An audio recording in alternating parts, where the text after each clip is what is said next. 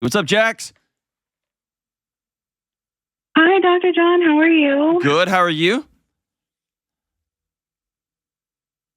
I'm very excited and nervous, but I'm going to try not to be. And if it's okay, I just want to take a second to thank Kelly, especially Kelly, and just all the hard work that you guys have put in. It's helped me grow so much in the last year and a half that I've been listening to you guys every day. So I appreciate you guys so much. I'm really grateful for that. I need you to know Kelly does not work very hard. The rest of us do. Kelly does not. I really doubt that. No, she does. She's one of the hardest working producers in podcasts. So what's up? I'm going to ask my question. Okay. And because I'm nervous and excited, I wrote all my thoughts down because I know I would ramble if I didn't. Perfect. Go for it. So how do I manage lingering doubts and the guilt that comes with them about my faith after spending several years as a very aggressive atheist? Ooh, good question. Okay, tell me about it. Tell me about your aggressive atheism. So I've got some context that'll help kind of explain it a bit. Go for it. So I grew up in a Southern Baptist household, if that gives you any perspective. But it wasn't like a major thing. It was just kind of like, the underlying understanding and occasional mention that God is real and he's to be respected.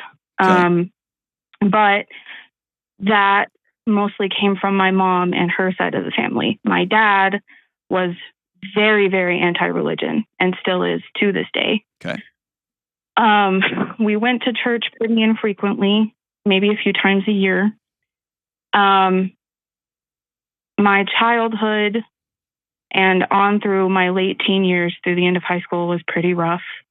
My mom went through 2 marriages back to back that were abusive in every sense of the word. And I was unfortunately at an old enough age where I was exposed to all of it and I remembered all of it. Yeah. And I'm so from sorry. a really young age, I remember thinking, just questioning, like, why has this God that I've been told by everybody around me pretty much that, loves me so much and loves my family so much, why is this being allowed to happen? Yeah. And so fast forward to high school, I got really lucky and blessed, and I had a really good group of friends and my boyfriend at the time and his family who were all very strong and passionate in their faith.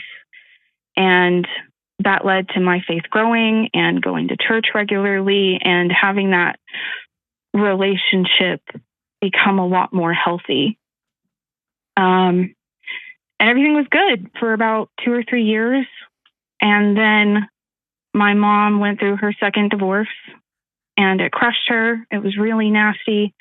And about 4 or 5 years after that, I went through my own abusive relationship.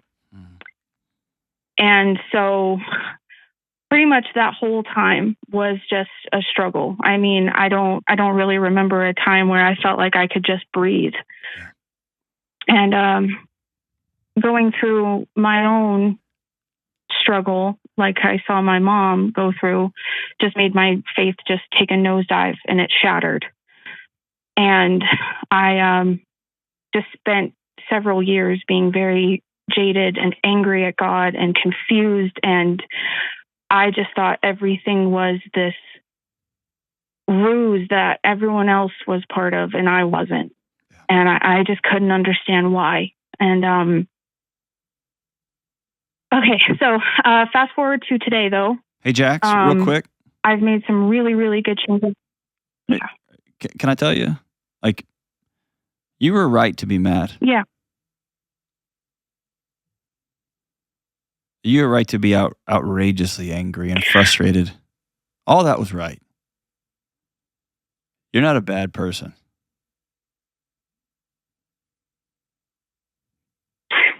I wasn't gonna cry. I wasn't gonna cry. No, but I need you to know, like, if you watch your mom, like the woman who's like keeping it together for you, and you watch her look at some man and say, "I do," and that guy beats her up, and that guy's screaming and yelling and making your house unsafe, and you go for years and you can't breathe. And then you finally get the courage to look at somebody and say, "I love this guy," and he abuses you. I would say there's something wrong with you if you don't look in the sky or look in the dark nights and look up at the stars and say, "Where are you?" You're right. Your anger's right, kid. Okay? That means a lot to hear you say that. You're not crazy. I would think you're crazy the other way. Okay? All right. I just felt like I need to say that. So keep going. So things have, I appreciate that a lot. So things have gotten better. I left that abusive relationship about 3 years ago, and we do have a child together who just turned 4 about a month ago, and she's wonderful. Is she safe? In college now, and absolutely. Good. Yeah, absolutely. 110%. She's spoiled rotten. She's good. Good. Okay. I'm in college now, and I'm really successful. And I've really started to improve my physical health, my mental health, everything. And through all this, I've really started to reconnect with God. Mm-hmm. And I was even saved earlier this year, back in June. Mm-hmm. And so all of these things I'm extremely blessed for. And I'm very, very grateful for. But I'm kind of at this point where I'm just struggling and full of guilt and anxiety because I'm living this life as a Christian now. And those doubts that I've carried with me this whole time are still just in the back of my head. And I've grown to understand that the struggles that we go through, God puts them in our life not as punishments, but preparations.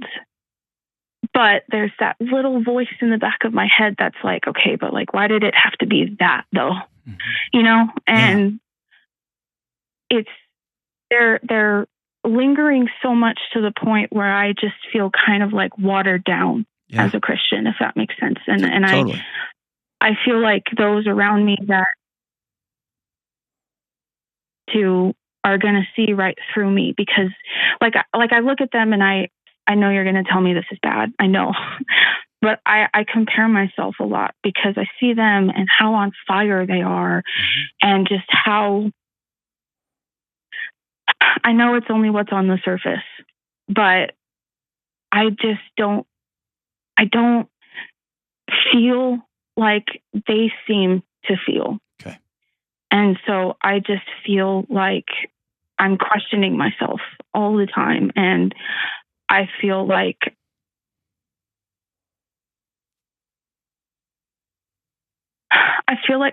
my heart's not fully in it. Okay. And I don't know what to do. And I've tried, I've tried talking to my parents, and it's just, we're not exactly on like the level where that's a conversation that can be had the way that it should be. And let me hop in here. Okay. I've tried talking to, church members, the community. Yeah. Church. Okay. Let me hop in here. This is a quote from the great Anne Lamott. One of my favorite writers of all time. She says, the opposite of faith is not doubt. The opposite of faith is certainty.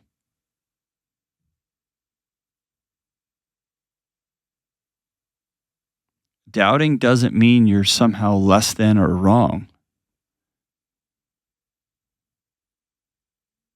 In fact, it means you're searching. It means you're doing everything. You're scratching and clawing to get towards truth. And if the people in your faith communities are scared of your scratching and clawing towards truth, then what they're defending is their egos. They're not defending the truth because the truth doesn't need a defense. It just is. And as someone who spent a significant time as an adult, I wouldn't characterize myself as an aggressive atheist like you did, but I didn't believe any of this stuff.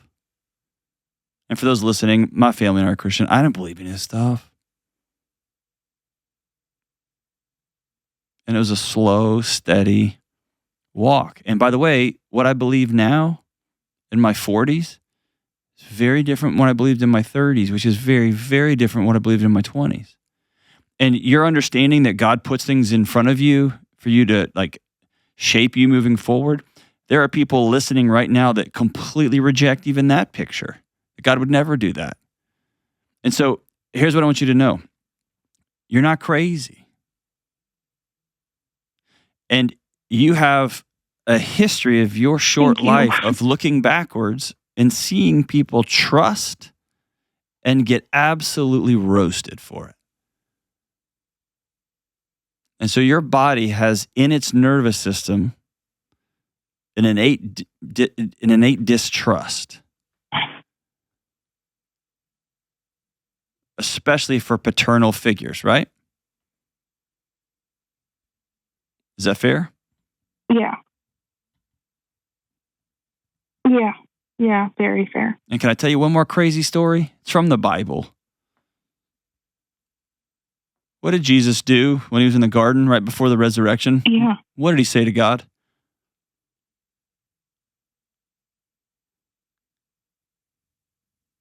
Do you know? I honestly can't tell you off the top of my head. I'm not sure. I'm going to paraphrase. He said, is there any other way we can do this? I don't want to do it like this. You know what that sounds like to me? Doubt.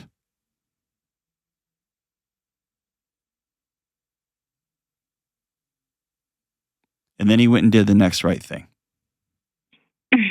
Okay?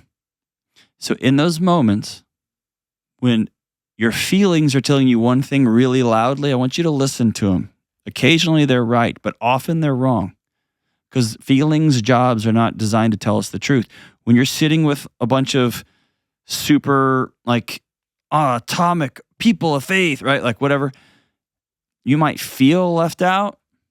That feeling might not be telling you the truth. That feeling might be protecting you because you tried to be all in before and it got you hurt. Does that make sense? Yeah, absolutely. And when you feel less than because you're asking questions or you're doubting,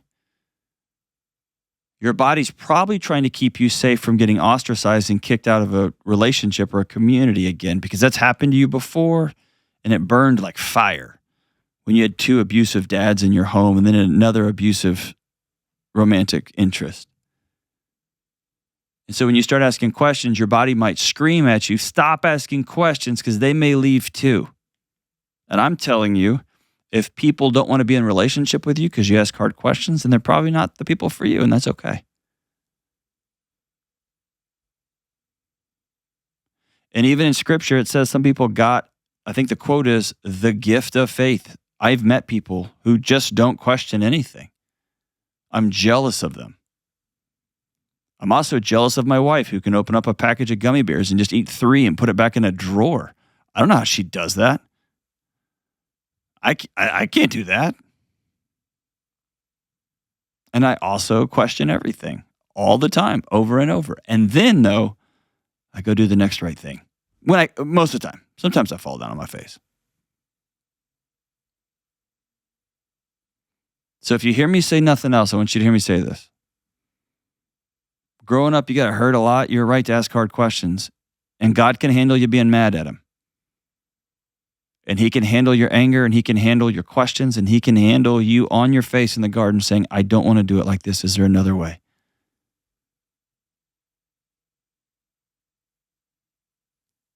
And also, the relationship looks like going to do the next right thing.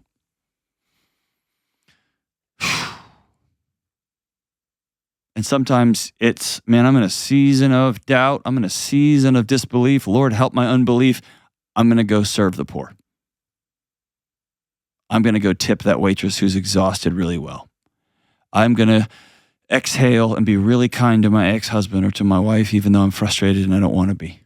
I'm not going to yell at my kid. I'm going to go do the next right thing, even in those seasons when everything feels like it's just on fire. And hold your belief systems loosely. They're going to change. They're going to move. You're going to come to different understandings about Scripture, about Jesus, about God, about how all of it works, about which communities of faith you want to be a part of or not. That's all of us. Hold those loosely. But it sounds like you've anchored in. I do believe in something bigger than me. I do believe in this God they talk about. And I'm not going to chase feelings. I'm going to chase the next right thing. I'm going to chase relationships. Those are all good things. I think you're on the right path, Jax. I do want you to find, if you can't find him with your family and you can't find him with your pastor at your church, I want you to find a group of people that you can sit down and ask hard questions to and get coffee with and go to the movies with and go play softball with or whatever y'all do in town there. That you can do life with. And some of them will be just rock solid, and some of them will be all over the place, and some of them will be up and down, and that's called life. And I think every group needs all those people. It's that tension that keeps everybody whole moving forward. Thank you so much for the call, my friend. Let's keep doing the next right thing.